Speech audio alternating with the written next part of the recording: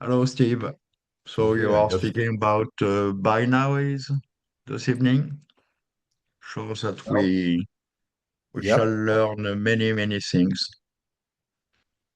I You hope have the so. micro. I hope so, Francois. First, happy day before Liberation Day. Uh, and I'm just grateful for your being here. Uh, up to this point, when we've been talking about spectra and stellar evolution, we've kind of skirted around an issue. And it in discussions with Francois, it seemed that this was the appropriate time to finally present the hard truth that, well, most stars aren't single. And it's more to the point that our understanding of stellar evolution is based on something which is actually not single stars. So let me back up and explain. First, one of the most important advances in astrophysics in the 20th century, literally just about a century ago, was the determination using spectroscopic observation, radial velocities of the actual mass ratios of stars. That is, if you have a star, for the moment, we'll say, like the sun, you can say, and this is something you can classify spectroscopically, okay? So you find a binary system in which at least one of the stars resembles the solar spectrum, even if you don't know, and it wasn't clear in the middle of the 1920s precisely what a spectrum actually means, other than it was something directly connected with temperature and density. And so you could go from a spectrum to some of the fundamental properties of a star. At least you could say something about maybe its pressure and surface gravity. In other words, you could use a stellar atmosphere to interpret the spectrum. But photometry, which had already indicated that stars have different radii because of eclipses, doesn't really tell you very much. And this is a serious problem. If you're going to understand stars, you have to understand their structure. And with only the sun to go by, it was literally impossible to say anything about stellar evolution. But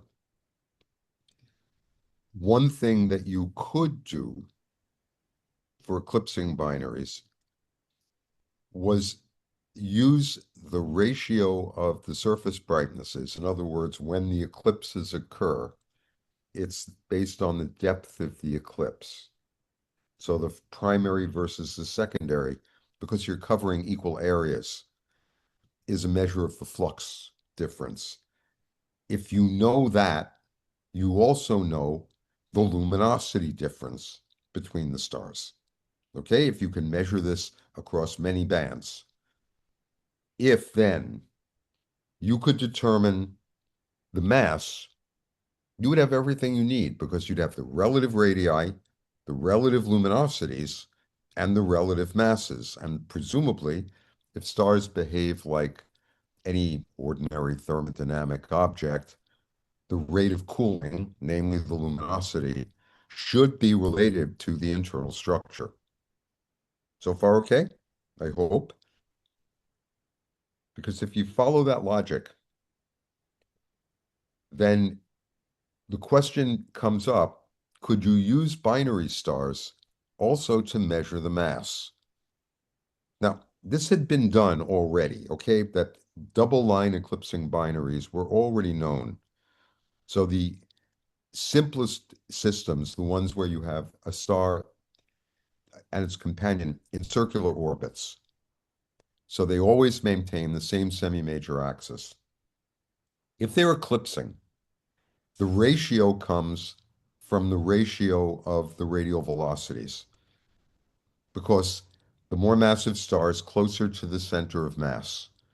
So if you measure around the orbit the radial velocity, when you look at the ratio of the maximum values, that's the ratio of the distances from the center of mass. And consequently, it's the inverse of the mass ratio, if that if that makes it clear. What was realized in a long program carried out by Charlotte Moore under the direction of and with collaboration of Henry Norris Russell, largely at Princeton, was to measure in binaries the mass ratios and the luminosity ratios. And the thing that came out of that is the most central result for the main sequence, the mass luminosity relation. Now, remember that if we, okay, let's use a simple thermodynamic example. Let me go to a shared screen and hope that it works. Okay, you can see the whiteboard. Yes, that would. Okay, amazingly, it's working today. Now, let's assume that you go back to your childhood and remember this fairy tale about Goldilocks and the three bears. And we'll ignore virtually the whole fairy tale, except for when the kid does a breaking and entering of the bear's house. And before ICE and immigration arrive, she rummages through the house and, because she's hungry, goes into the kitchen, noticing that there are three homogeneous hemispheres that are placed next to each other, one of which is very large and is labeled with a P, which she interprets as primary. Then there's another, which is labeled M, which she interprets as meaning mass. And then the third is labeled P, and she doesn't interpret that. But she notices that there's this opaque conducting stuff inside. We'll assume that it's risotto or porridge. And not being stupid, because she doesn't want to burn her mouth, she sticks her finger in each one of them as a way of measuring the internal energy content, otherwise known as temperature. The first one, you'll remember, is too hot. The second one is too cold. And the third, this after all being a fairy tale directed at children, so it has to work out this way. The third is just right. And this is usually referred to as the Goldilocks problem. Okay? How do you get it to be just right? The only problem being this is thermodynamically impossible. And it's one of the important things that explains why binary stars are so important. If the smallest body has the perfect temperature, in other words, not the lowest, but sort of middle, then if we assume that bears are infinitely efficient, especially the mother bear, and that these are all laid out simultaneously from a homogeneous isotropic material, let's say a pot somewhere, in other words, that porridge formation takes place uniformly, then the energy content is proportional to the volume, and the rate at which these cool, meaning their luminosity, depends only on their surface area, because the buggers are optically thick. Now, we've spent a lot of time on spectrum formation, so I hope that that will sound familiar, that it doesn't matter whether the bowls are insulated or not, the energy can't be lost from anything but the surface. So the luminosity is proportional to the area. Well, area goes like R squared, and energy goes like R cubed. And this is energy per unit time. This is energy.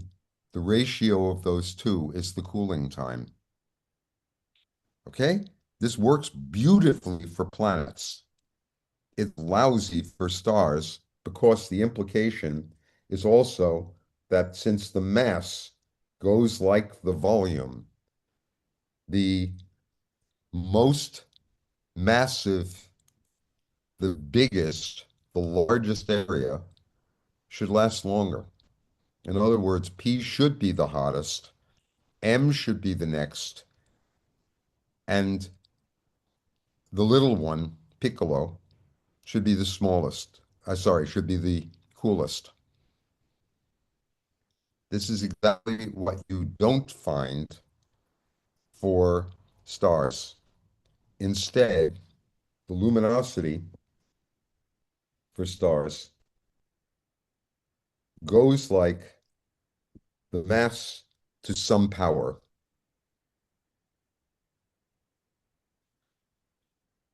And the energy content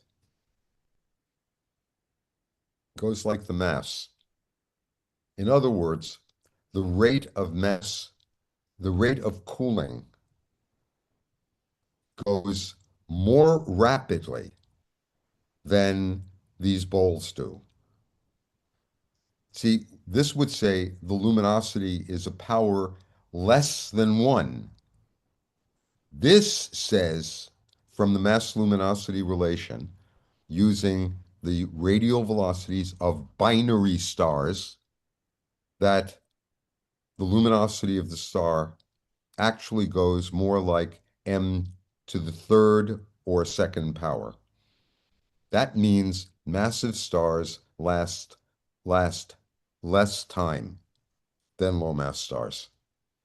And that's the beginning of stellar astrophysics. Understanding that gives the whole condition of stellar evolution. Okay? And that's where we're going to begin. The calibration of the mass luminosity relation is based on binary stars. But everything that we think we understand about stellar evolution comes from understanding stars like the sun, which are single stars. So we're already faced with a problem. If our calibration of the stellar interior of most stars is based on this extrapolation, because the sun isn't a 5 solar mass star. By definition, it's a 1 solar mass star, right? So you've got this problem that if you're going to understand the interior and evolution of stars more massive than the sun, you're going to have to understand what binarity can do to the structure of a star that can make it behave similarly or different than a single star. Okay?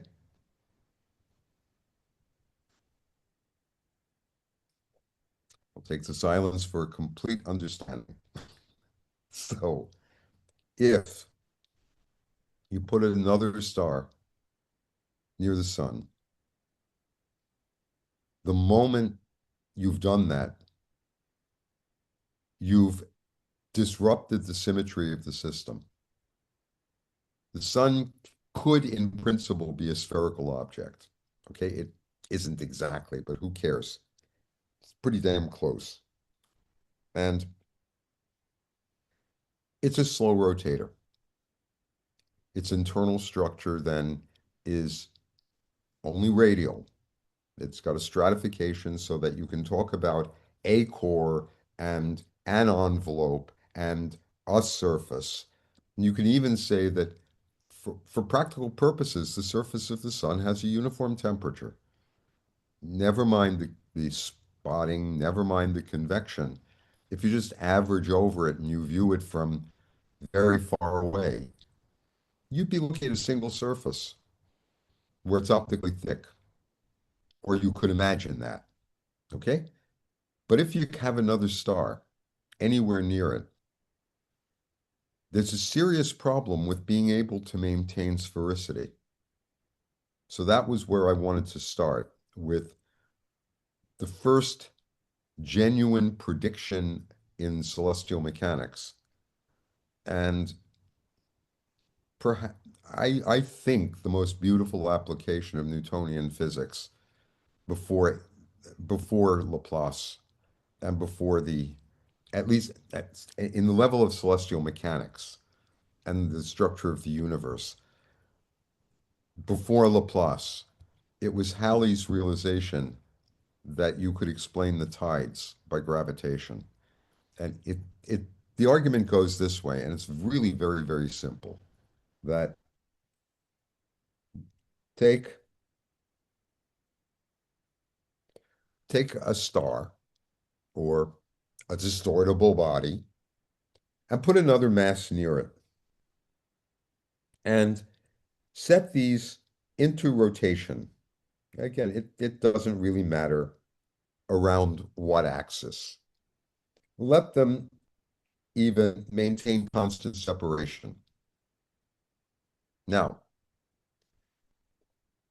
by the laws of gravitational dynamics, or if you want Kepler, the angular momentum depends only on the mass of the bodies and their separation. So, for a given orbit, the center of mass of the body, not of the system, of the body, is what provides the angular momentum of the body as a whole. Okay, this would be true also if it were a single star. Just rotate with an energy that depends only on how big it is and how massive it is. This is one problem. If this is a star, then the point that I'm going to call A and the other on the opposite side, A prime, are part of the same object, not just in the system, but they are physically bound to this star M1, which means they have to not only maintain the same distance relative to each other or position, they also have to maintain their position along the line of centers because M1 is rotating as a structured entity that isn't simply falling apart and orbiting itself like a dust cloud. So A is going too slowly around the system in velocity for the orbit separation, and A prime is going faster. The frequency is the same, but this one's farther away. Its angular momentum is wrong. It has too high an angular momentum, which means if it were let go, it would move outward. Similarly for point A, if it were let go, relative to the center of the body, this would move in. And since they're tied to each other, the result is you get a distorted body, otherwise known as a tidal ellipsoid. In other words,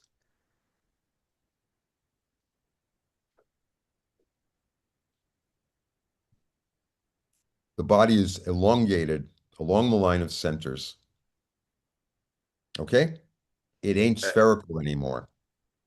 Doesn't matter how small the departure is, it isn't a sphere. The only question is whether the departure is so large that we actually have to worry about the distortion of the surface and its effect on the pressure structure of the body. But this is why you have tides. Now, if we have different layers in the body. And this is a problem that has been plaguing astrophysics and geophysics for about 200 years. There, there's a radial displacement between this shell and this shell. I mean, it's obvious they're not at the same distance from M2. Let's imagine that the outer shell stays rigidly along this line of centers. Does this, you can ask, guarantee that the body is homogeneous? Or is it possible that the surface rotates at a different rate than the interior? That was a question that bothered everyone from George Darwin, who was one of those Darwins, to Kelvin, Chandrasekhar, Roche, Liouville, and ultimately considerable work in the modern era. If you look down on the orbit, then if this central body, if this is rotating now,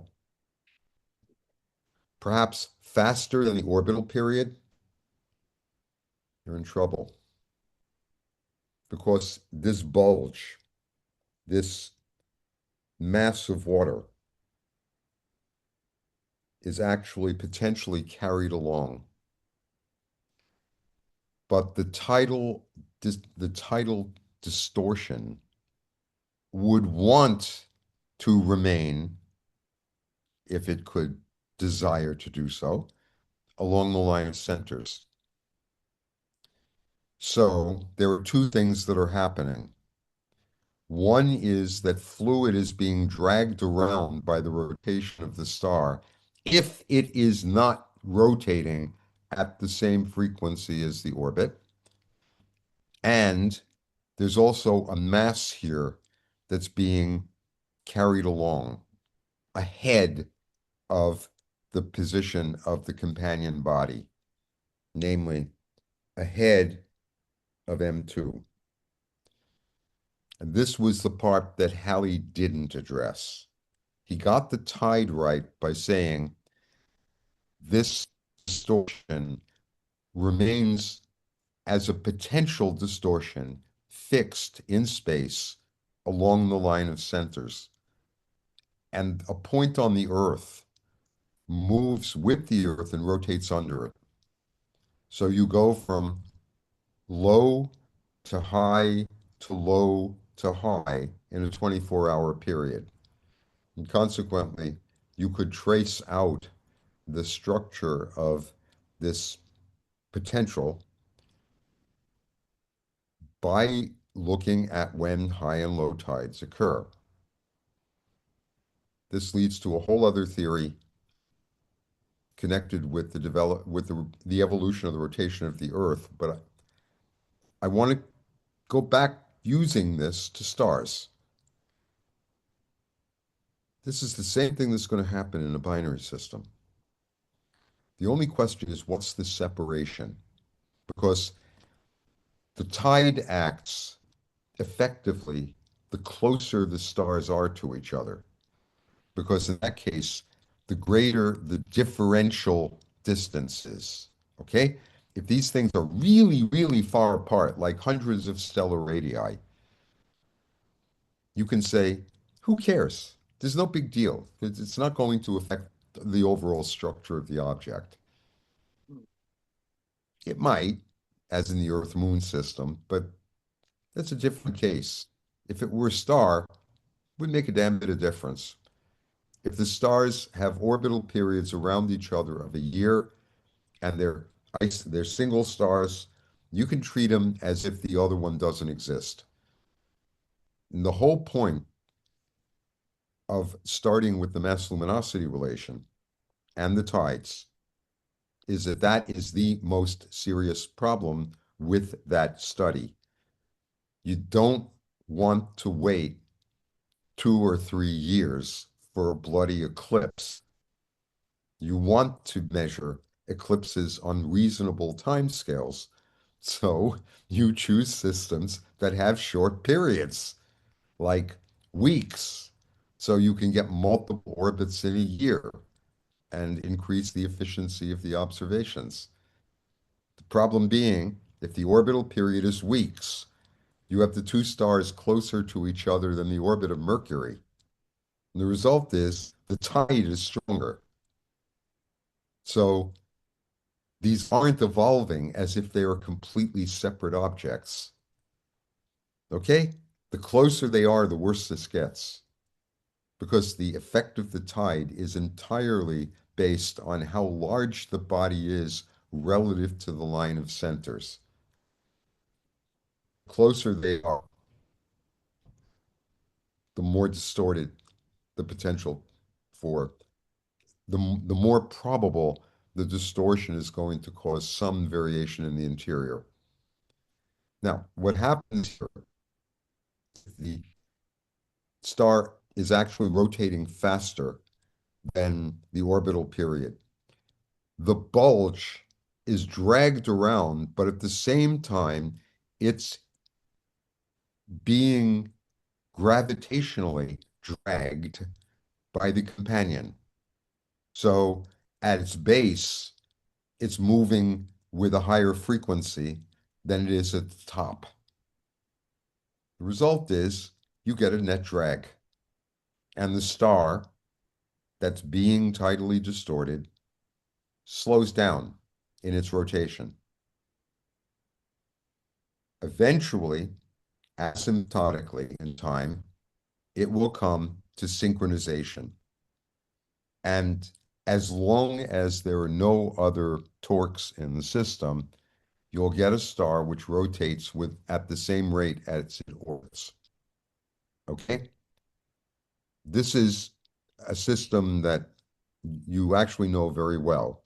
This is the Earth-Moon system that,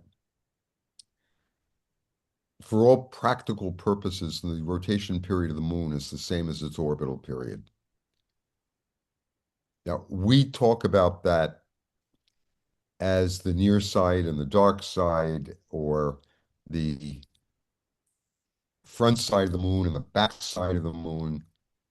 But that's because the sun, which is the origin of the illumination, is outside of the Earth-Moon system.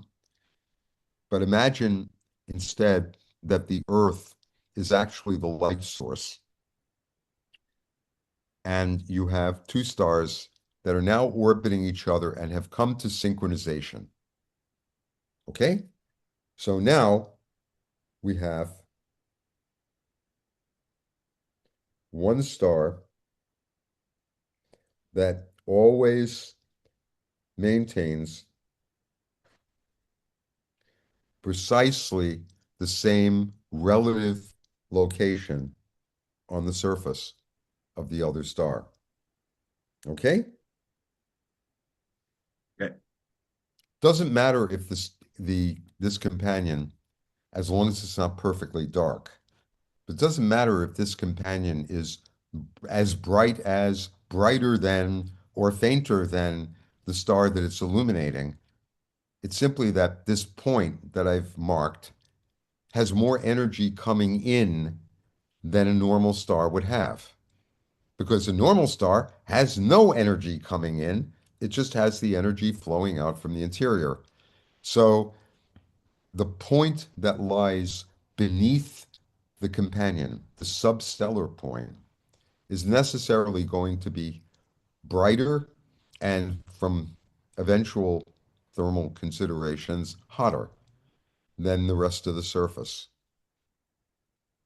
And that point is going to remain physically fixed along the line of centers.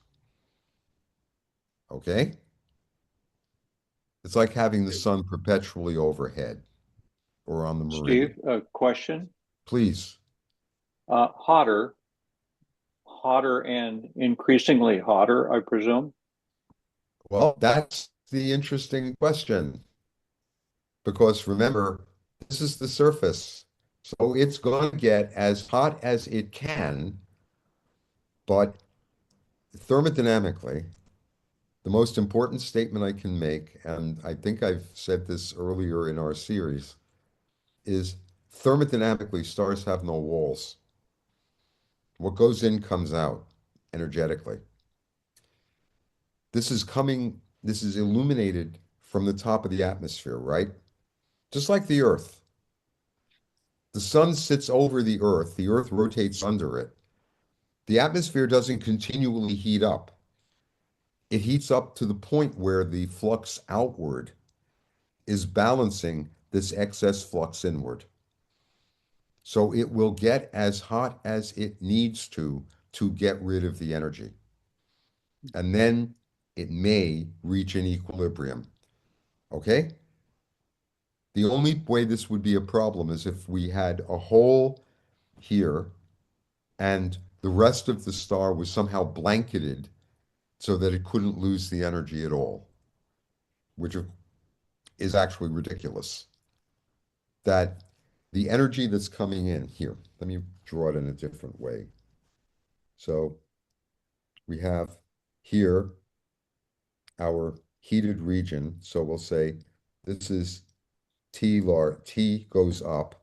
Now this radiates back to space. It also is obviously going to heat the layers below it, but those are going to be hotter than the background region. And so this is also going to start expanding, which means that not only is this point hotter, but it's hotter than the rest of the surface. And so viewed from the side, if this is the hot zone,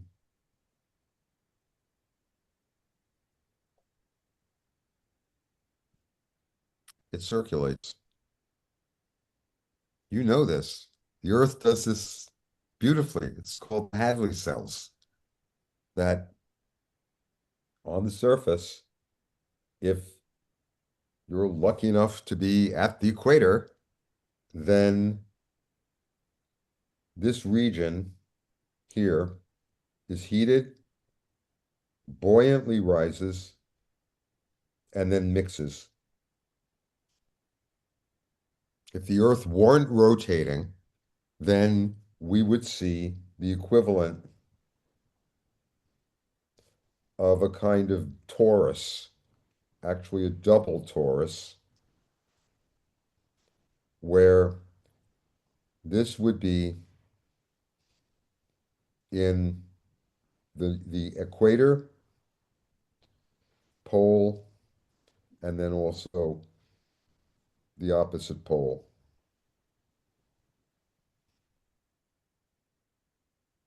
But because the Earth is rotating, these tilt. And that's what you get with the Hadley circulation. You get the easterlies and westerlies, which I'm about to deal with. Okay? But the Yeah. principal point is this will heat up, but it will stop at some level because it can get rid of that energy radiatively. There's nothing more important that the reason, remember, the reason we see stars is because they're radiating. They're losing energy.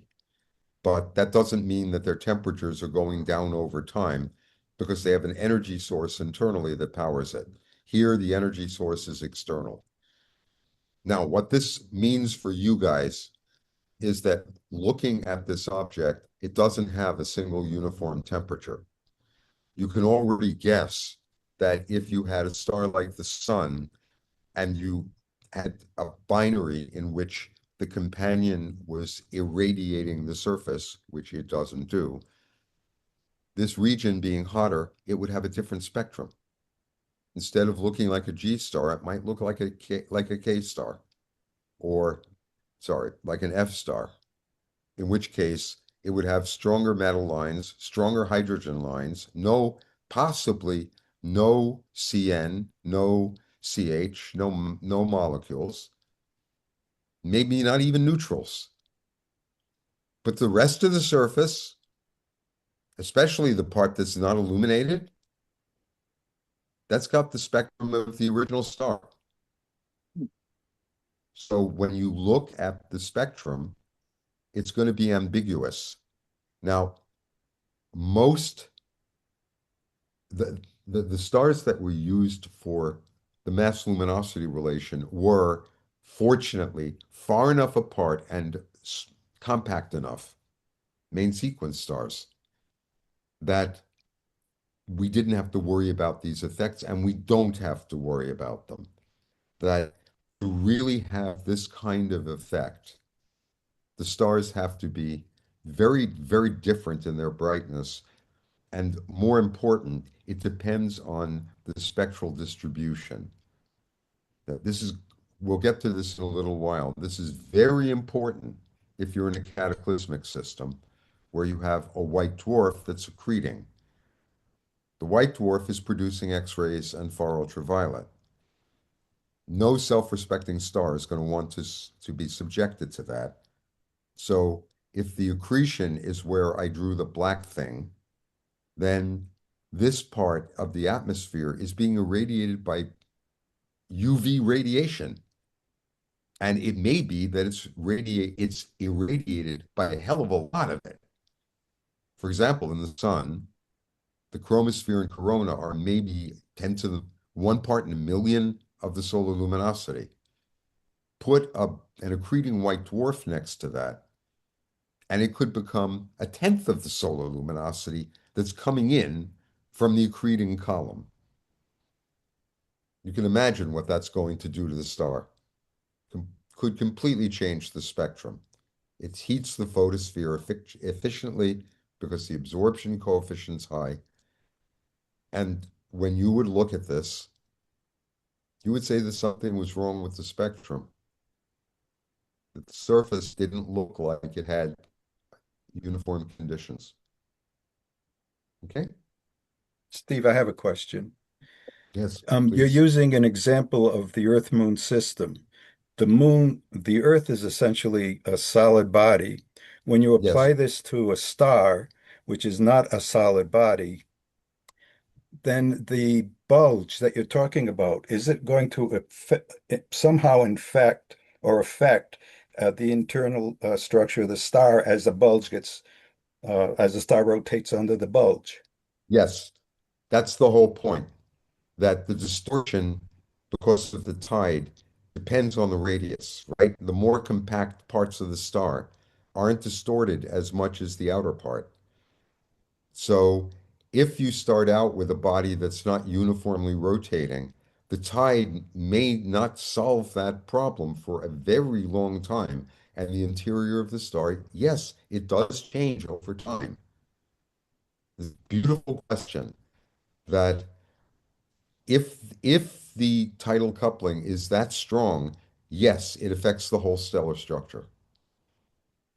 That fortunately, again, for the stars that were chosen to obtain the mass luminosity relation, or rather to study what relation might exist between them, were deliberately chosen by Russell and Moore to be unaffected by this differential structural uh, reordering of rotation and the pressure gradient.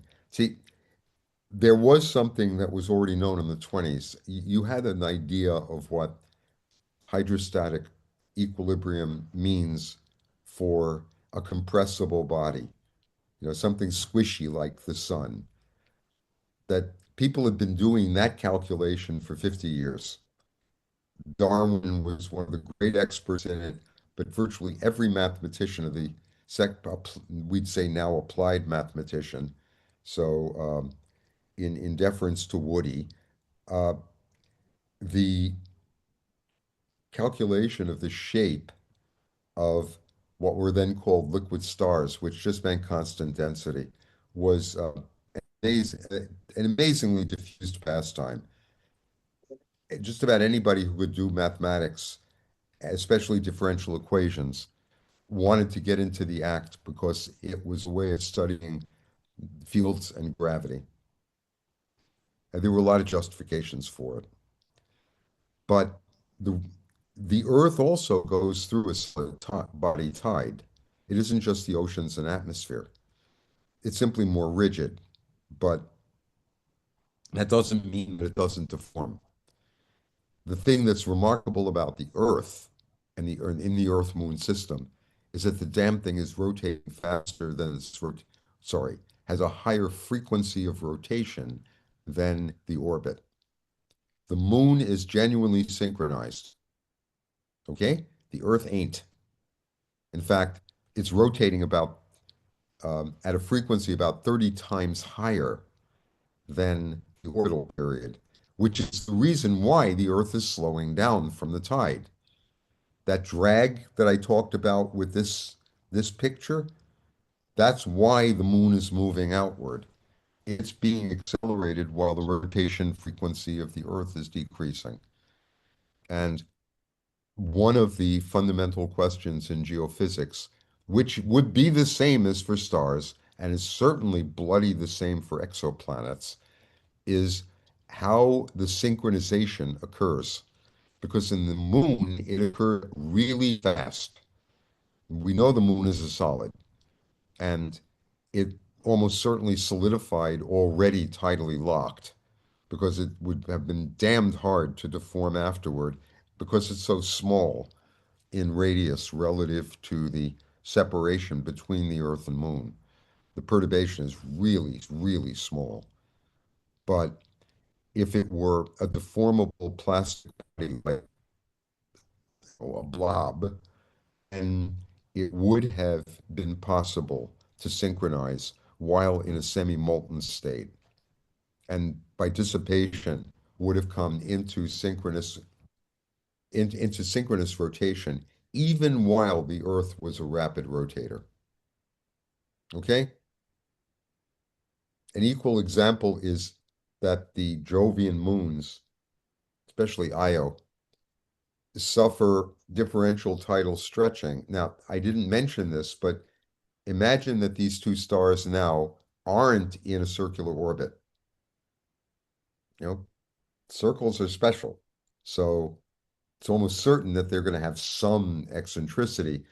Relative to the line of centers, that means they're oscillating like this. Okay? No big deal. Well, it's a harmonic oscillator, so who cares? Ptolemy knew how to deal with epicycles, except when they're closer together, the tide gets much stronger. And when they're farther apart, the tide gets much weaker. Okay? Resulting in now a time variable drag. Sometimes it's going to be stronger and sometimes it's going to be weaker. But if the system is dissipative, it's going to be biased toward the strong stretching time. Okay? So again, there's another piece of this, that tides also dissipate orbital angular momentum. So the system shouldn't just come into equilibrium in rotation frequency, the orbits should circularize. This was one of the important results of the 20th century. In the 70s, several astrophysics fluids types, but specifically Jean-Paul Jeanne in France, did the hard work of figuring out how the circulation that I described, like the Hadley circulation and this rotational drag, synchronized the stars and changed the orbital periods and changed the orbital eccentricities. The result is that if the period is shorter than a couple of weeks, the orbit should be circular and the system should be close to or at synchronism. Because like with a rubber band, that when you stretch it and shrink it, you can feel it getting hotter and cooler because of internal processes in the polymers. You're doing work. That work is irreversible. The body heats up, it's in contact with the air, and it can get rid of that extra energy, which is why you have to keep doing that. But if you've got a binary system, gravity's conservative. It's outside of the nuclear core. So the mechanical part can be dissipative and the system can keep going. But when you get into a circular orbit, you're at minimum dissipation. And so the system becomes stable. And that's why you can use binaries that have long period, but not too long, and short period, but not too short. Okay, so far, I hope.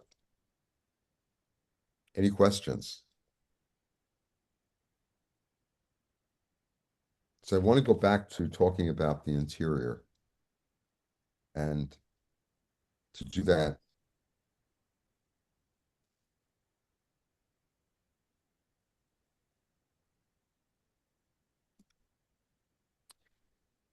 change screen here.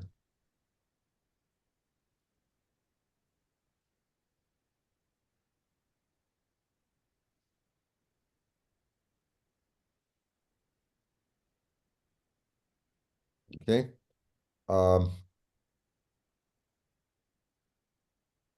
I hope you'll pardon the analogies here, but I thought these photos would do better than any of my cartoons. Uh, you can think of this as a spotted dynamo active star with a low mass companion. Uh, I was actually trying to simulate an ARAS Canis Venaticorum system. That this is what it, in the business is referred to as a detached binary. By detached, it means the two stars are well separated. But you see that they're only a couple of radii away from each other. So in a way, I've cheated because it's very hard to tidally distort either a stone or um, a solid wood bowl. Okay? But this is what a binary system like Alpha Canvan or HR 1099 or any of the magnetic stars on the upper main sequence, like Beta Corona Borealis or Gamma Coolii or Alpha 2 Canis Venaticorum, that's what they look like. That non-uniform surfaces, and they're if they have a companion that's nearby, they're tidally locked. And the two stars, and this is the difference between the moon, the Earth-Moon system and the star system. In the Earth-Moon, the moon was liquid and synchronized quickly, and the Earth, even though it was probably liquid, didn't synchronize in the time that the moon did. So the Earth wound up retaining its rapid rotation while the moon went into synchronous. In this case, because these are two stars close to each other, they will come into, unless they're awfully, awfully young, they will come into rotational synchronism. Now, think about the implications of this. The orbital period of Mercury is a couple of months. The rotation period of the Sun is about a month. So Mercury, which is already at over 100 stellar radii, if you put a star not at Mercury, but at 3 or 4 solar radii away from the Sun, the tide on the Sun and the tide on the star are not going to be the same. Okay, these are not symmetric. The tide is stronger on the larger body. Okay? But the point is that in time, both stars can come into synchronism, which brings us back to the point about where what the effect is of one illuminating the other. If this is a main sequence star that's more massive than this, it's brighter, it's hotter, and so it is illuminating this front face. Now,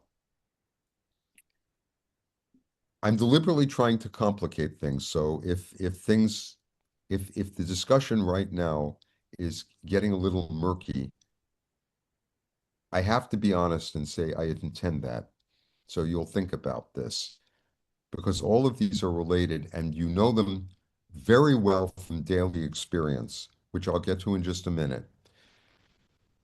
If these two stars tidally lock over time, and one can calculate how long that takes because we have a rough idea of the way drag proceeds in stellar material. It's not ordinary frictional viscosity, okay? It's turbulence. But we know that these things are turbulent. We know there's convection.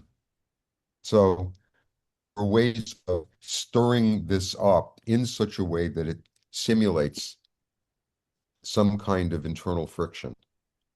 So if these stars come into synchronism with each other, and let's say this star is an M dwarf, okay? So it's a cooler body and the whole envelope is convective. Now you have energy from a brighter, hotter star illuminating the surface. Okay, in fact, you can see a substellar point here. This point is being illuminated by a lamp somewhere up here, the spectrum of which is very much harder than the spectrum of the thermal emission from this blob, from this rock. Okay, enough with the joking. Having the energy come from outside is exactly the same in a star as it is in the Earth's atmosphere. The lower atmosphere has a temperature that decreases with height. You know that from childhood. But the upper atmosphere, that is the stratosphere, has an interface at what's called the tropopause, where instead of decreasing, the temperature increases as you go up. And this is hardly surprising when you remember that the energy is coming from the sun, not from the ground.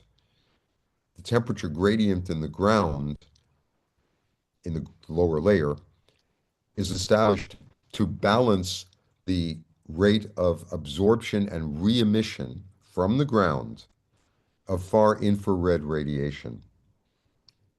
But the energy that's coming in, the light that's falling on the upper atmosphere, isn't just from the photosphere. So it's not just from an object at 6,000 Kelvin. It's from the corona, it's from the chromosphere. Even if that's a trivial fraction of the solar emission, it's enough to produce an upper atmosphere that's heated, that's more opaque in the UV and the X-rays, and that because it's heated, has a temperature inversion. In the Earth, this is fundamental. This temperature inversion in the upper atmosphere is what's responsible for the stratosphere. And it also means that for convection, it's stable. The lower atmosphere is driven because you have a strong temperature difference across the lower atmosphere. The upper atmosphere is hotter in altitude than it is at the base. That makes it unstable. Okay? But not unstable thermally.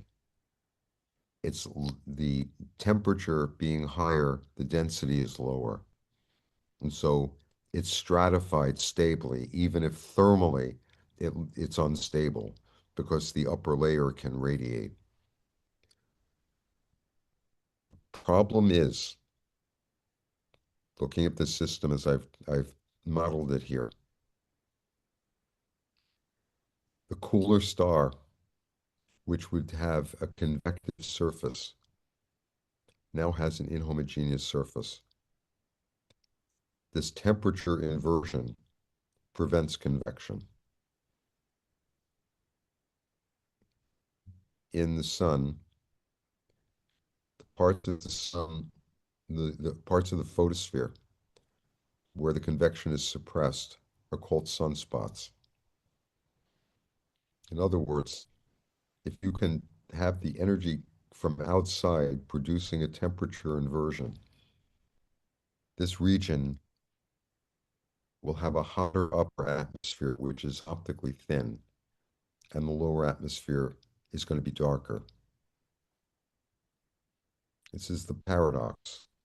The light coming in makes it darker, but it makes it darker because it changes the physical conditions. If it were a radiative star, then it would be brighter.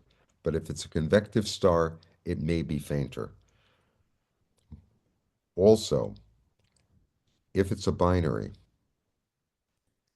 this rotation isn't the rotation of a rock. This is the other problem with the Earth, and you see it in the Earth's atmosphere. You have jets in the atmosphere that go east-west. You know this because when you take transcontinental flights, it's different to go from west to east or east to west. And that's not simply because of the rotation of the Earth. It's because of the winds that in altitude, top of this circulating layer, the wind is blowing in the direction of the east toward the west. It's an easterly. In the surface, it can be a westerly, depending on the hemisphere. Okay, it doesn't matter whether it's east-west or west-east for our argument, because the rotation itself could be opposite to what it is. It's that you get in the upper atmosphere a jet that's in one direction, and in the surface, a jet that's in the other direction. And they're not at the same latitude. So the presence of a binary not only breaks the symmetry, but it makes the three-dimensional structure much more complicated, like the Earth's atmosphere. You see, we can understand a planet like Jupiter, which is a model for brown dwarfs, because it's essentially a single object. The moons are affected by Jupiter, but Jupiter isn't really affected by its moons. It's hundreds of times more massive, much, much larger ratio than the Earth-Moon system by a vast factor. So Jupiter allows us to study this in isolation, okay? But put it in a binary, and Jupiter becomes a very complicated body and the model for what a cool slow mass star will do. And it's very complicated in the circulation that gets set up. Okay, that's if the stars are separate. Move them closer together, and something remarkable happens. The distortion keeps increasing for both objects. Now, keep in mind that this has a finite size relative to the separation. It's not a point. I'll emphasize that. It's not a point. So as these get closer together and time gets stronger, this body on the right distorts more proportionally than the body on the left, but they both distort. And it is conceivable because you have to imagine that there's air or gas surrounding these, just like the solar corona, just like the chromosphere. As we move these closer together, material from one star starts to flow onto the other. It may not flow catastrophically. If the stars are close enough together, they may do this. And yes, this is a Scamorza. It's also a W Ursa Majoris star, otherwise known as a contact binary. It has a mass ratio of about 4 to 1. It wasn't easy finding a Scamorza with that mass ratio. It really looks like this. That is, we really have stars that look like this, where the interior, the deep interior, is well separated. The nuclear energy is being generated in the core, depending only on the overlying mass. They actually obey the mass luminosity relation, but the photosphere is common and sits on top of both stars and conforms to the local gravity. In addition to which, they are actually like Siamese twins, attached at the hip. There's a throat here of overlapping atmosphere through which there's a steady exchange of energy between these two bodies. If the two stars are both main sequence, the more massive one is also generating a hell of a lot more energy. So this one is intrinsically brighter than this one is. So far, okay? Yeah. But this one's smaller than this, and they're connected. So you would think that they have different surface temperatures that somehow kind of sort of continuously readjust. If you go to the AAVSO light curves or TESS or Gaia or Kepler, and you look at the light curves of contact binaries, as these are known, if you examine the color variation, you'll be shocked. There isn't any. For all practical purposes, the surface is isothermal. It looks like a single photosphere. As far as you can tell, it is. Now think about that. The depth of the eclipse depends only on the relative size of the star, not on the temperature. They have the same surface brightness. How the hell is that possible when the luminosities can differ by a factor of 10? There's much more energy coming out through this surface than this one. But that means that that energy has to be transported, and circulation has to be set up across this threshold, across the throat. So we're back to the same question as before. How hot does it get? Does it continuously heat? Obviously not, because these things can remain stable for many, many, many millennia. The W Ursa Majoris systems that have been observed by amateurs going back over a century have light curves that kind of flop around a little bit, but not thermodynamically. They're Hey, not hey, Steve, this stable. may be a dumb question, but Please, is photosphere convective or it's radiative in these kind of contact binaries, the answer is yes. or change, or it doesn't matter on the mass? No, the answer is yes. Um, Convective and radiative, and that's the other part of the problem, that if one of the stars is like two solar masses and the other star is like half a solar mass, which is entirely possible in evolution, then one of those is convective and the other is radiative. The the W Ursa Majoris stars break into two basic groups. One having a spectrum that's sort of A type, and the other that's sort of GK type, which means that the lower mass ones are convective and the upper mass ones are radiative. But somewhere in the interior, they're also convective. And the mass ratio is not 1, which is the other problem. That if these were identical stars in contact, you would not matter. It wouldn't matter. It would just behave like a common photosphere. But here, you've got different gravity, Okay? This atmosphere around this part of the Scamorza is feeling a different surface gravity than that on the other side. This may have a radiative interior, this a convective interior. And they're still joined in some kind of strong thermodynamic contact. This is what we don't understand and why I'm emphasizing this.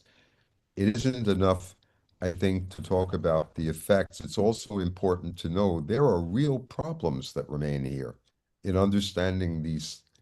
Now, one old friend, an atmospheric physicist, when one afternoon we were talking about this, and it was before I understood that Scamorza actually works as a model here, said in typical atmospheric fashion, there must be a hell of a wind on this star, okay? Because it should behave just like you'd have on the Earth. There should be circulation, which is thermally driven here. We don't know. In addition, these stars show magnetic structures. They show eruptions. They show star spots. So they have dynamos, which means, to answer the question, they have to be convective, at least part of them, at least at some depth. We don't know how that works. It's a major problem. Even if you think we have problems understanding the dynamo of the sun, imagine what happens when you have fully three-dimensional circulation like this. Okay? It's hardly a simple question. I'm delighted that you asked it. Now you might also ask, how is it possible that these remain bound to each other? This is another major question in stellar structure and binaries that's been haunting us for a very, very long time, since it was first pointed out Lucy in the 1960s, that if you've got such very different luminosities and masses for the two components, this region can become thermally unstable and it can break off and rejoin occasionally. Photometrists believe they see this, that the eclipses of these stars, and many of them are eclipsing, change the characteristic over time. But if you take a Scamorza like this, or just take two balloons, one bigger than the other, and suture them together, and then rotate it in front of you, you'll see that a remarkable feature of these stars is that we can actually get the shape of the star. Because if this is a uniform surface, then as this rotates, okay, so as it spins relative to us, we first see this end, then we see the whole side, then we see the rump, then we see the other side. In other words, it's continuous. If you have two separated stars like this, when these things eclipse, you see, you go from completely separated to, say, first contact. So you go from two spherical stars, in other words, constant brightness, to a portion of one of the stars being blocked by the other. Here, it's continuous. Okay? This is what first gave the hint that you were looking at contact stars. And then radial velocities showed that, oh, well, they look like double-line spectroscopic binaries, except they have surfaces that overlap because the line profiles are continuous in velocity. If this were two stars like this star would have a center of mass, a center of star velocity as with this, okay? So you'd have two curves, one like that and one like that. And they'd be well separated. Not so here. This is just like two rotating bodies, and that's the final connection with what I started with. The tide here should synchronize these bodies. So these should be rotating like solid body rotators. Okay? These stars have periods of half a day or a day.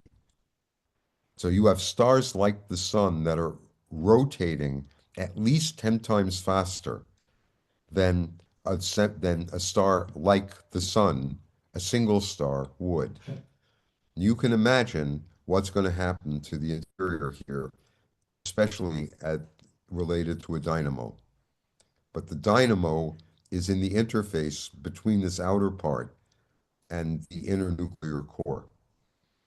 So it's in a position where there is an enormous shear, and we don't know how that works in stars. But we do know that they generate star spots that are that cover enough area to actually perturb the low curve. We can actually see the effect of this kind of dermatology on the surface of the star.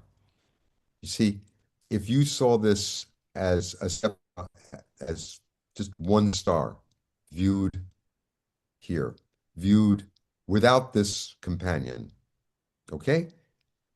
This part would be darker than this,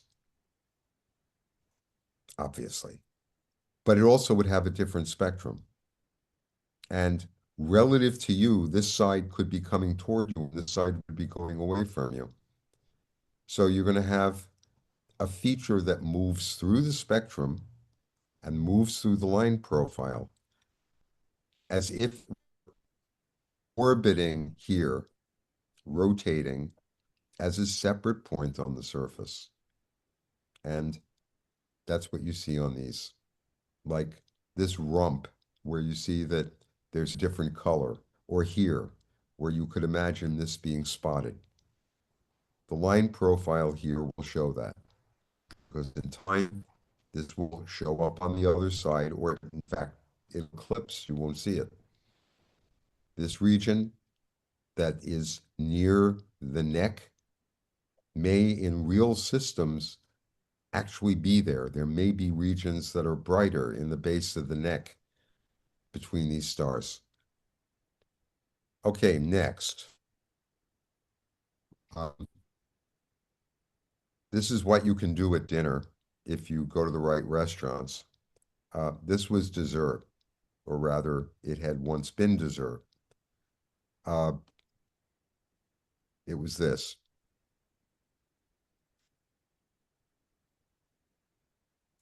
Not meaning to be ridiculous here.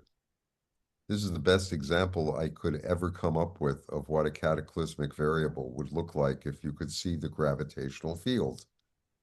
That is, if you imagine a point star here and a point star here, then space is out here. And this is the map of the gravitational field between these stars. There's a point here where the forces balance. So there's no acceleration along here. But if you kick the body placed at this point to the right or to the left, it rolls to the right or it rolls to the left. It's unstable between the two stars. Okay? Now, if you start out with a star that has the size of my cursor, and over time, radius increases, which we know because stars in their evolution go from the main sequence toward larger radii, leaving aside the red giant phase. Okay? As the core contracts, they also turn on a shell source, and that causes the envelope to expand.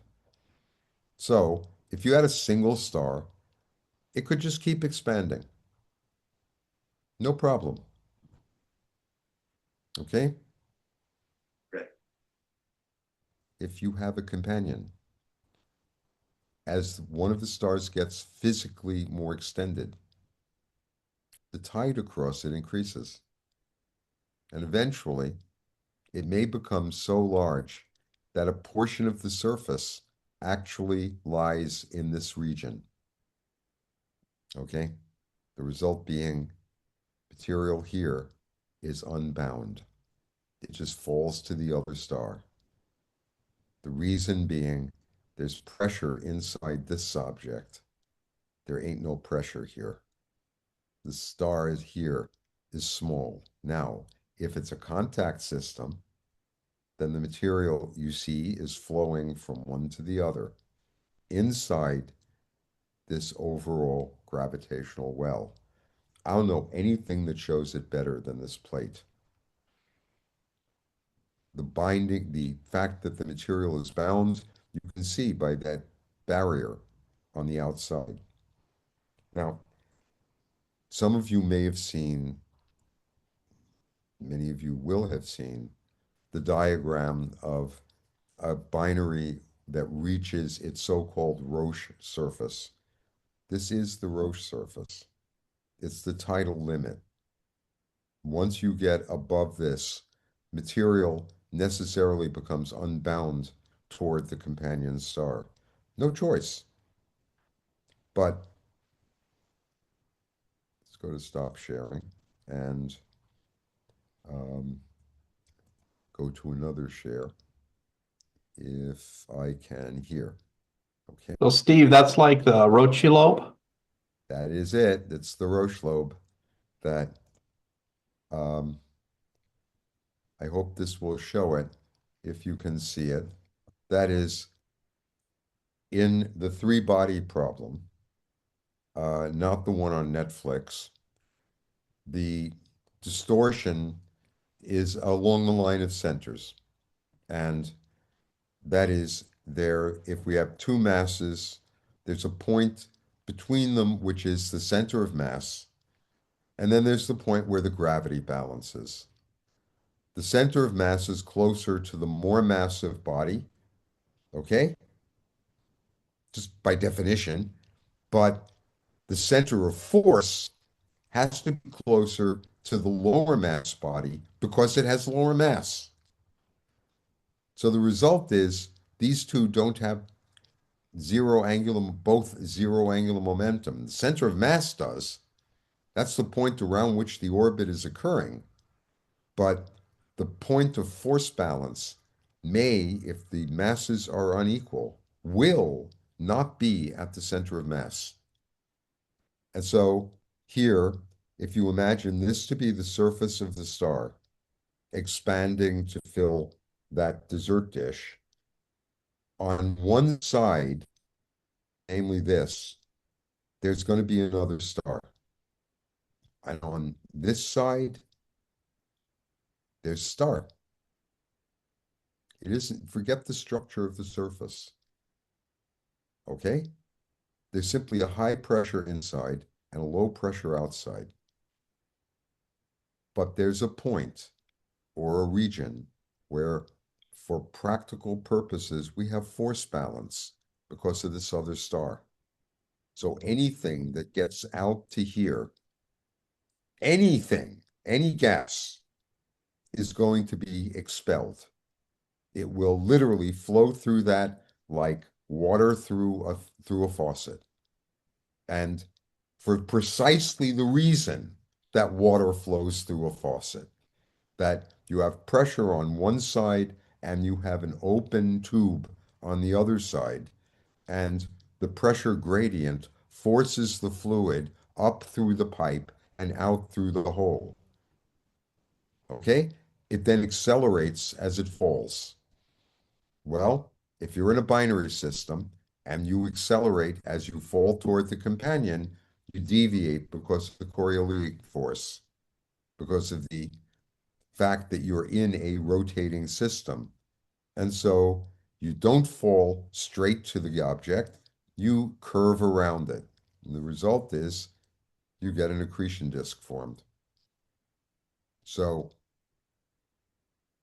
literally all of this is self-consistent. the Roche surface, that is ROCHE, was not originally conceived for binary stars. And the name actually comes from a paper by Kuiper in the 1940s on Beta Lyrae, where he realized that something happens in binaries that doesn't happen for single stars. They can, a single star, I said, can get as big as it needs to be. Betelgeuse, leave aside Betelgeuse, Rigel, or Antares. It's a good one. It's a binary, but who cares? Um, it's a red giant. Okay, Betelgeuse is a red supergiant. These things have hundreds of solar radii. No problem. But take the sun and put it in a binary where the companion is at about the distance of the Earth, so an orbital period of a year. And we're way a couple of jiggy years, so the sun starts expanding. If the maximum radius of the star gets anywhere near 100 or 200 solar radii, which are pretty close to guaranteed when it goes to the red giant phase, that star is going to distort to the point where it loses mass. Okay? In other words, we will see this. Just like falling out of a shower faucet or a sink tube, this will form a stream. And that stream will fall toward the companion. It'll circulate around itself. It goes into an orbit. It started bound, it stays bound. It'll slam into itself, and the result is you'll get an accretion disk formed. So, a different question related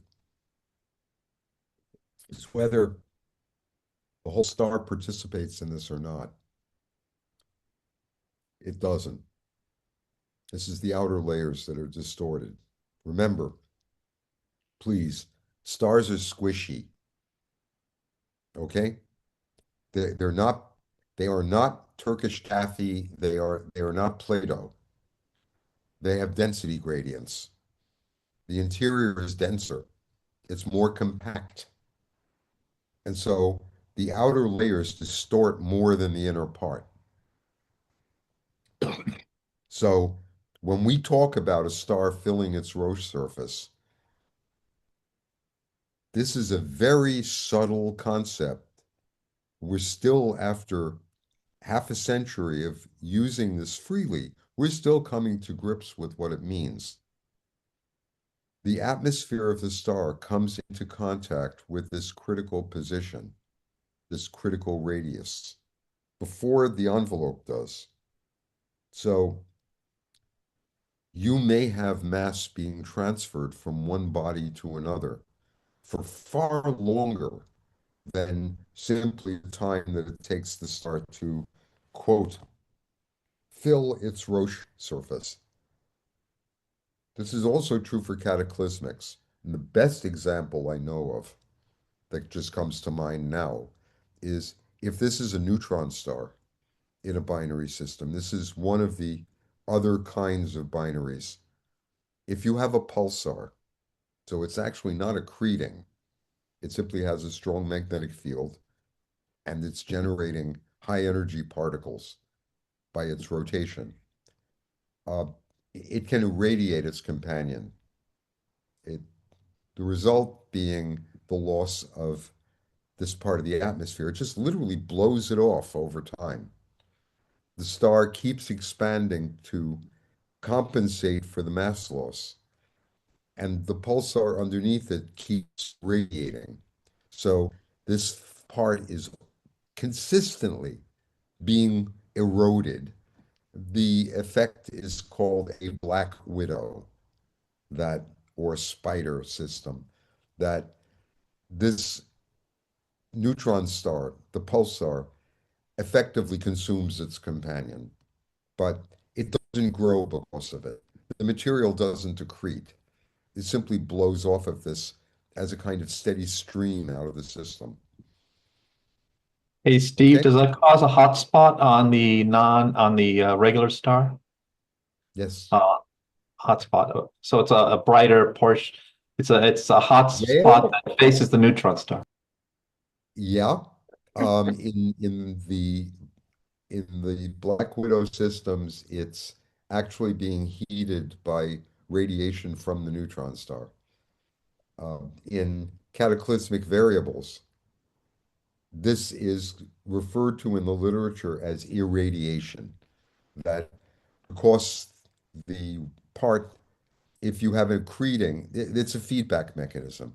If you have material that's flowing from one star to another, and this is, say, a white dwarf or a neutron star or a black hole, then the material circulating around that canyon star reaches very high energy conditions in the inner accretion disk. So this can be radiating X-rays and far ultraviolet. And some of that is going to impinge on the facing surface of the companion star. But if it's heated, the atmosphere expands. So there's a feedback here. There's a positive feedback that the more that falls on the degenerate object, the compact object, the more it irradiates the companion. And presumably there's some feedback between these that reaches a stationary state. But for easily 40 years, people have been arguing the extent to which this is important. If you were to lower the mass transfer rate, certainly the system would wind up rebuilding. So if something just for time cut this off, the star would retreat inside its critical surface and slowly would evolve to refill it, and the whole process would start all over again. You see, you see the point that once you have two stars close enough to each other, they never live separately. The only existence they know is in the presence of a companion. Let me see if I can. I'm not sure this is going to work, but we'll see. My God, I think it actually did.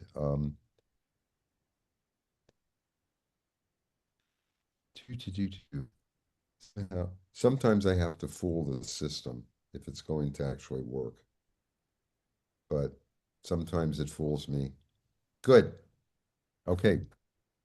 So we'll do the usual astronomical thingamabob and have the Hertzsprung-Russell diagram, a theoretician's diagram. So this is the zero-age main sequence, which means hydrogen core processing. Start with a star here.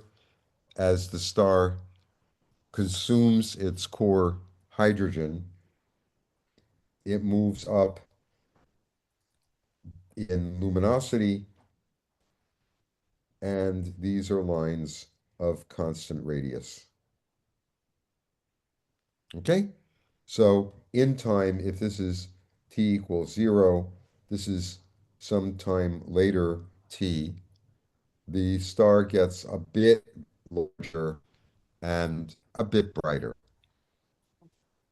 Okay? This is called the terminal main sequence, which is the point where hydrogen has been exhausted in the interior of the core of the star, the interior. Now, the radius on the main sequence is if this is the radius and this, sorry, this is the radius and this is time, initially we get a rise, but then when the shell turns on, as we learn in stellar evolution, the radius increases rapidly. And that only means, okay, this is core and this is shell.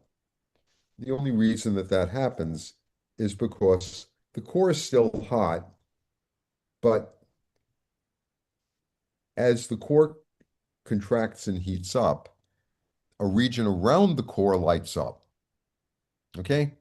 And it doesn't last anywhere near as long as the core did, but it burns very efficiently.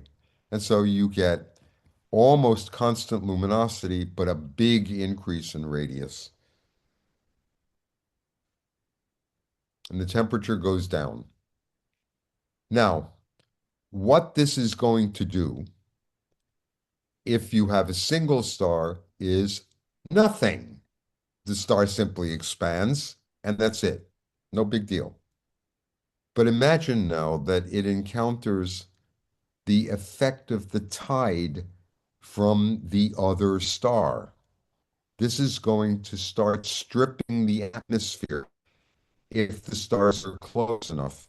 And so instead of evolving toward greater radius, it evolves maintaining the same radius because it's being stripped. Okay? But the core and the shell are forcing it to expand, so it means it keeps losing mass. Okay?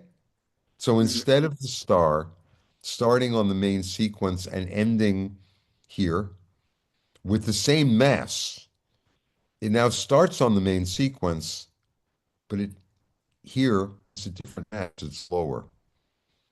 Now that additional mass has only one place to go, elsewhere. It can go to the companion, it can fill the system, it can blow out of the system. And that's where, again, our uncertainty comes in. When we have a single star, it has a single path. It may be complicated by composition, by rotation, or magnetic fields, but it's one outcome. Everything is self-consistent because the body is centrally symmetric, spherically symmetric, and its evolution depends only on its mass. If you have a binary, all bets are off. The presence of the companion completely complicates this. The outcome can be manifold different depending on the system itself, independent of the stars out of which it's composed. The separation, the mass ratio, the eccentricity, all combine to give you different evolutionary histories. If the stars are close, they may come into contact at this point. That's the scamorza.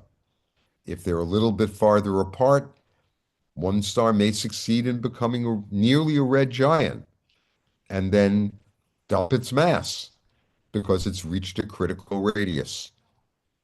Or it may be fully convective, which means as you dump mass, the body is going to become, the body will expand. That the more mass you lose, the faster you lose mass, the faster it expands. So you have several different outcomes that you can start out with, say, M1 and M2. I don't care what they are. This is t equals 0. This one can be M1 minus delta, where this becomes M2 plus delta.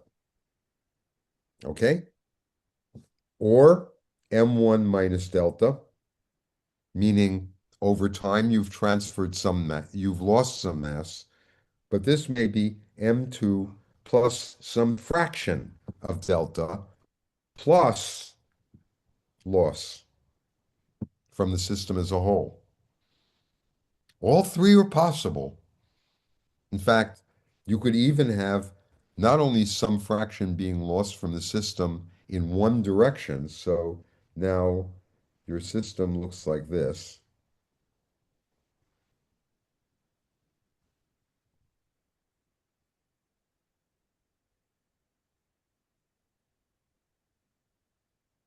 Some of the mass may be blown out this way. Most of the mass may fall onto this companion. Most of the mass of this star stays in its interior, but some of the mass may be lost from other parts of the surface. And every one of those changes the binding energy and the angular momentum of the system. Each one produces a different outcome. This is why binaries are so difficult. If the only understanding we had of stellar evolution could be gotten from interacting binaries, we'd be screwed because we would have no unique outcomes. Instead, we know what the different outcomes are in a broad outline because we know how to treat evolution of a single star. So the calculations that people do for these kinds of systems is to take a single star and evolve it as a single star until it can't anymore. Then you ask, how much of the mass, this delta, are you taking off in any time? That determines the end state. If you can reach the stage where there's still enough mass in the core to go through a supernova and core collapse, you may wind up with a neutron star. If you strip the star at the end of its hydrogen core burning, you're going to have a core that's helium. And so you'll get a cataclysmic variable. There'll be a relatively low mass white dwarf that has stuff falling onto it. The key point comes back to the original observation of what was called the Algol paradox, which is why I started with the mass luminosity relation. That if you have a binary system where M1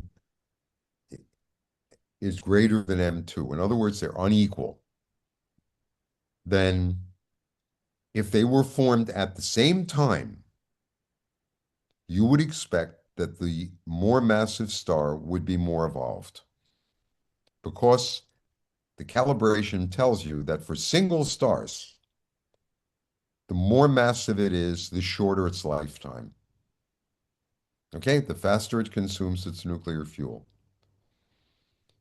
When the orbital solution was finally found for alcohol, a combination of the photometry at the beginning of the 20th century and radial velocity studies that demonstrated conclusively that it really is a binary, it was realized that something was dreadfully wrong, that the more massive star was less evolved. In other words, Algol consists of a B plus a G giant. The B star is main sequence. B stars last a lot less time than G stars on the main sequence. And you would have expected that if you had a B star, then you should have a massive giant. It wasn't. In fact, it's like a few solar masses to a fraction of a solar mass, and the giant is the fraction of a solar mass. The solution to the paradox was very simple. It's the algorithm that I'm showing here. One star transferred mass to the other gained mass. One star moved off the main sequence, the other moved up the main sequence. It's called conservative mass transfer. which has nothing to do with American politics, that you take from one and you give to the other, but because of the mass luminosity relation, if you take the lower mass star and increase its mass, it gets brighter.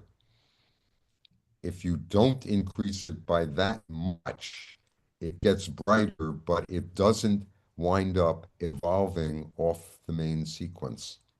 So you wind up with the giant filling its Roche surface, the B star here, and a little bit of a stream going from one to the other. We're now 60 years into the realization that this is the way binary systems actually evolve. It's one of the most important advances in our understanding of stellar evolution, that the solution of the algol paradox is the beginning of the population evolution of a galaxy. That any stars that are binaries will go through something like this, that to understand populations, specifically systems we've been talking about, symbiotic stars, which have white dwarfs in them. Those are systems where two stars really evolve as if they were separate for most of their lives. The star that becomes the white dwarf was not stripped by the companion, because these things are literally hundreds of hundreds of stellar radii separated from each other. But there's some point where one of the stars sits inside the wind of the other. Okay, and some of that material accretes.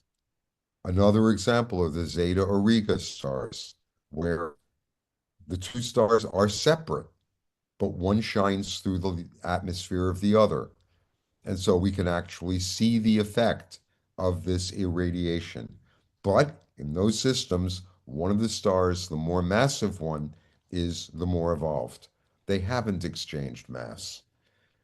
A third type of star, the ARAS vans, are similar, that these are binaries which are actually separate but tidally locked. They're far enough apart that they're not exchanging mass, and they haven't for most of them, but nonetheless, they are tidally locked. And so their evolution is not that of a single star. Okay? In a nutshell, I have a dog who is wanting attention. Um, that's also the thing about being in a binary. If one of them is a dog, you sooner or later are going to interact with it. The fundamental problem in understanding binaries is really understanding the variety of end states. That's from the conventional viewpoint. But there's another problem which may have occurred to you while I've been talking. Where the hell do these buggers come from? We think we know how single stars form. Everybody and their relatives say they form inside protostellar disks that are collapsed regions inside interstellar molecular clouds that become self-gravitating on some scale, and then by a complicated process of turbulent angular momentum loss and energy loss, the material accretes onto a central compact body that eventually becomes a star. Okay, that's the standard story for young stellar objects. And it works pretty damn well. Even if you have planetary systems, it works pretty well. But for one thing, we see planets around binary stars where We can have orbits around one of the stars, or we can have orbits around the whole system. There are stable or semi-stable orbits like that. But still, where the hell did these things form? How do they form? It's, are they formed by capture that within within a molecular cloud, we form a compact region that becomes a star and another region and another and another. In other words, we form clusters and then binaries are formed within that environment by capture and interaction? Or are they formed as literally common fragmented structures from an original collapsing object? Or both? We don't know. We see very few pre-main sequence binaries that we can actually study in detail. One of them, BM Orionis, does have an accretion disk, or at any rate does have one star surrounded by a very deep disk, very much like Epsilon Auriga among the Zeta Auriga stars. And it's a period of only about a week. So these stars are very close to each other. And they're in the Orion Association. In fact, they're in the trapezium, which means they're in the Orion cloud. How did they get there? Where did they form from? When you take two stars, which are squishy, and just because they're bound within the same cloud, they happen to pass each other. It is possible that you can get tidal capture, that the orbit, when the stars approach each other. So we imagine here that these two stars are literally in passage. They may wind up becoming sufficiently dissipative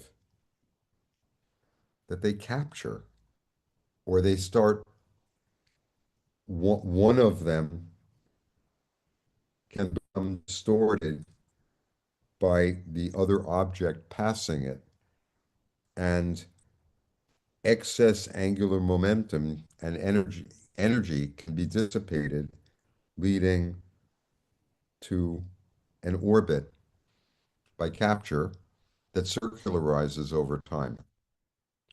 We don't know. That's the reason for talking about this. If the story were so simple that it could be put into cartoons, it would be interesting, but it would lead nowhere. We know damn well that the variety of outcomes is what creates the diversity of degenerate and objects in the stellar graveyard.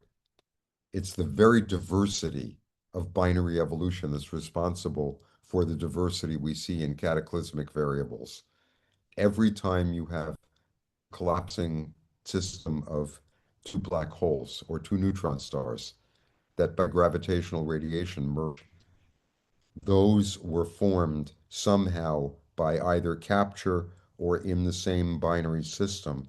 So understanding their formation requires that we understand ordinary binary stars, even though these are the most extreme objects you can imagine in the universe. The collision between two neutron stars is, at least for me, the most remarkable event imaginable in the universe, because these are, to me, the most bizarre objects in the universe. But they're two stars in a binary system. They were stars at one point. They underwent core collapse at some point, not necessarily simultaneously. And they wind up being able, by gravitational radiation, to merge within the lifetime of the universe. Okay, so understanding how that system got that way requires that we understand how the parent the progenitor binary system got that way, which means we have to understand what governs their formation. We don't even know in detail what fraction of the population of the galaxy is really a binary, meaning their discovery depends on being able to see the signature somehow of binarity. It's not simply that you have a parallel main sequence in the HR diagram, the way that somebody doing photometry might say. What you require is dynamics. You have to see two spectra, or you have to see variable radial velocity that isn't pulsation. And I'll make life even worse. Imagine that you have a pulsating variable in a binary system.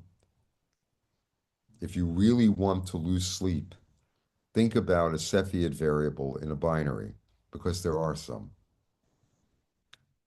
Okay? So,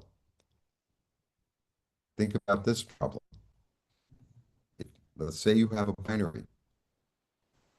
To find it, you have to see either that there's more than one spectrum, you have to see radial velocity variations, or both. Well, one of those radial velocity variations is biased by the fact that the brighter star is the one you're going to see, right? I know that sounds stupid, but think about it. If the brighter star is the more massive, it also has the lower radial velocity amplitude. This is the same problem as finding planets, right? That it's very easy to find planets in transit because one of them simply is fainter than the other. But finding it by radial velocity, that's heavily biased toward the most massive planets because you've got to move the center of mass as far as possible from the star you can see. Well, it's the same problem with finding binaries in massive stars. We know that O stars are systematically binaries, but that's also because it seems O stars are systematically nearly equal mass binaries. But if the mass ratio is high, you'll see one star and you won't see the other.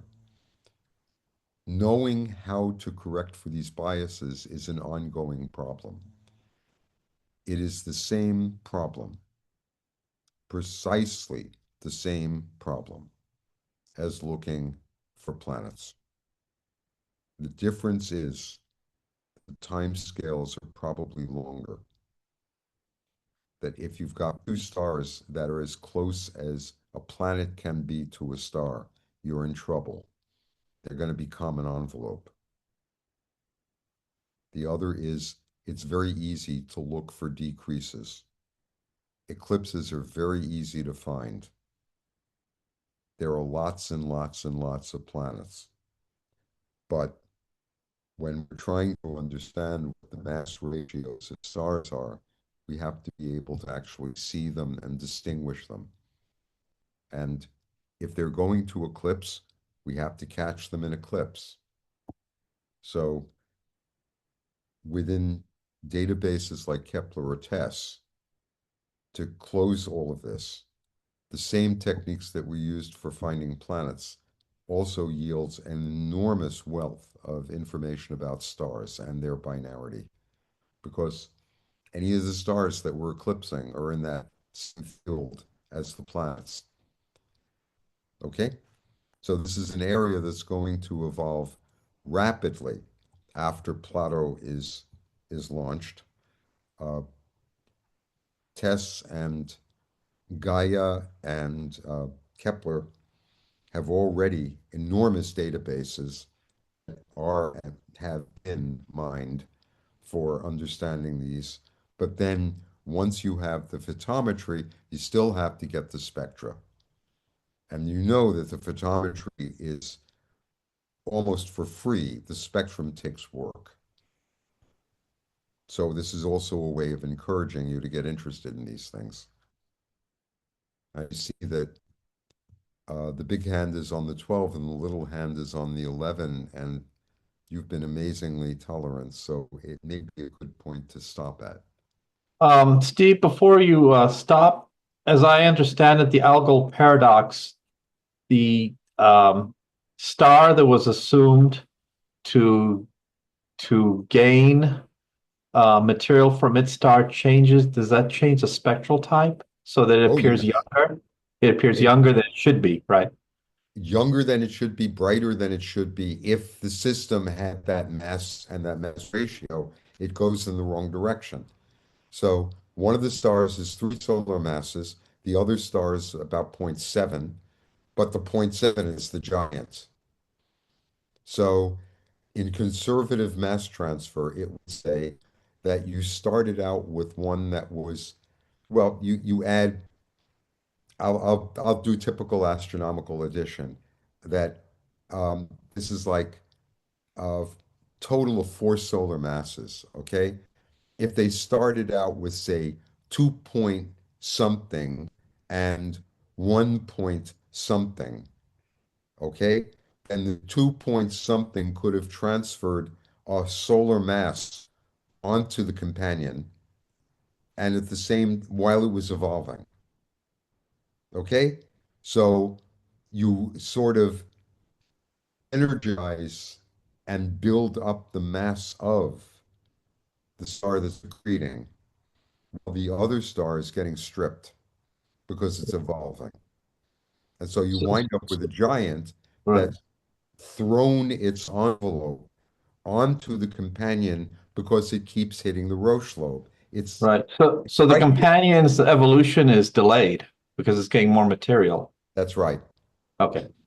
Now, Thank there's you. another example buggers like this, which are now presumed to be mergers. I didn't mention that the two stars can literally merge with each other, but the stars that are called blue stragglers that are seen in star clusters, Globular clusters. globular, but also in old enough in old enough open clusters. These are stars above the turnoff point, and they are main sequence stars, but they're weird. Uh, Most of them are found in very old open clusters like M67 uh, or the clusters that have ages of a gigayear or more. Right. The NGC argument, 6791. Mhm. These are stars that presumably were mergers sometime in their past, but were moved up above the turnoff point for the rest of the stars uh, relatively recently. The fact that you see them at all, given the age of the cluster, means this has to have been a recent event. Now, as we discussed a while back, we actually have seen a couple of mergers. I mean, we know this actually happens, where 10 years ago, but between V838 Mon and V1309 SCO, we've actually seen the merger occur. So it's a messy business, but when you come back afterward, you would have a remnant that would be more massive than the turnoff because some of the mass of the whole system would still be retained. Now, again, for decades, these stars were known from the photometry, but there was an argument about whether they were single stars or binaries, whether they could be mixed up somehow, that is, they were tidally mixed, okay, or mergers. The first attempt was to build these things without invoking binaries, and that worked not at all. And when you make them binaries, you have this whole other set of possible formation channels, all of which may be true. The other thing I didn't mention is that the tidal coupling also stirs up the interior. That is, when we have this dynamical bulge that's moving around the star, the so-called dynamical tide, it's just slowing the star down to synchronism. It's doing it differentially, so it's like mixing the oceans. And in fact, geophysicists have solved a problem like this for the bulk ocean. So it's certainly going to be important for understanding stellar interiors.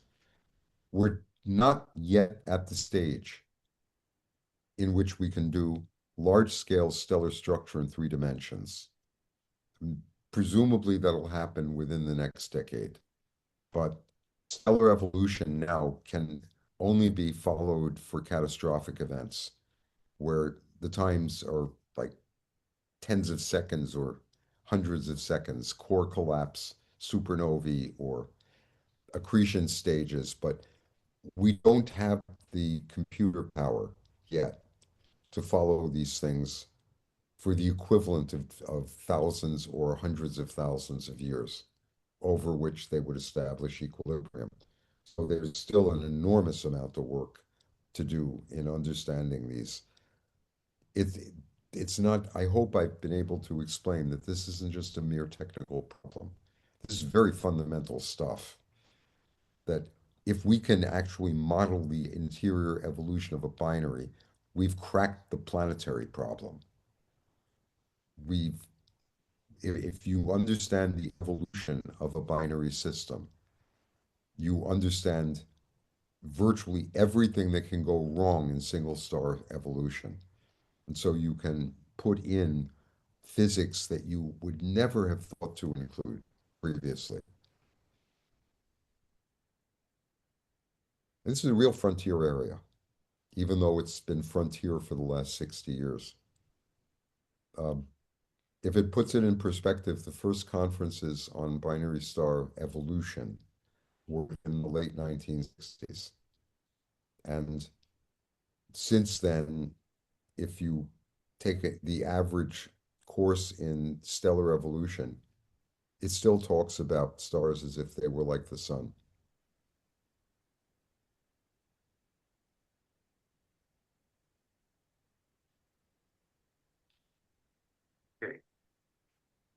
Perhaps it is time to conclude, Steve. I think you have been speaking for 2 hours. This is, The I think, a difficult part record. is people have been listening for 2 hours. Steve can eat his Spotsy now. His binary. Do you have any questions, guys? Thank you Oh, I very think much. Thank you, Thank you, Steve. Steve. that's good. Yeah, Excellent I'll talk. have to study that. Thank you very much, Steve. And of course, Thank you I send all. you the recording tomorrow or